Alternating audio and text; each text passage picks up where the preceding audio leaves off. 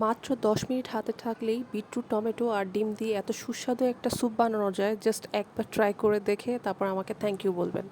আর যারা weight loss করতে চান তাদের জন্য হবে এটা একটা সুপার ফুড, আর এটা লং টাইম পেটে থাকে, ক্ষুধা কম লাগবে, আর পুষ্টিগুণ তো আছেই।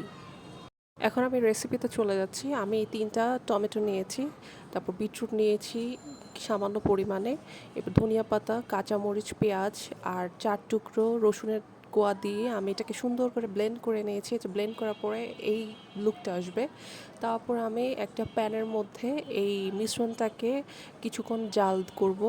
এটা যখন ফুটে আসবে তখন আমি স্বাদ মতো লবণ দিয়ে দিব। সাথে আমি সামান্য রসুনের গুঁড়াও দিয়েছি, এটা অপশনাল, আপনারা দিলেও দিতে পারেন, এটা আমার স্কিপ হয়ে গেছে। তারপর আমি 2টা ডিম ফেটে সুন্দর করে এখানে দিয়ে দিব। এরপর একটা হ্যান্ড হুইস্কের মাধ্যমে সুন্দর করে আমি মিক্স করে নেব। ডিমটা যখন সম্পূর্ণ স্যুপের সাথে মিক্সড হয়ে যাবে, সিদ্ধ হয়ে যাবে, তখন আমি সব শেষে দিয়ে দিব বাটার আর ধনিয়া পাতা।